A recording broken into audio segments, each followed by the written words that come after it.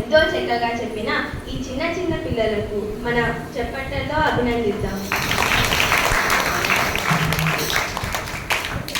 తదుపరి కార్యక్రమం పద్య సూక్తులు. ఇప్పుడు పద్య సూక్తులు చెప్పడానికి మన ముందుకు వస్తున్న చిన్నారులు పి దీపిక, పి నిహారిక.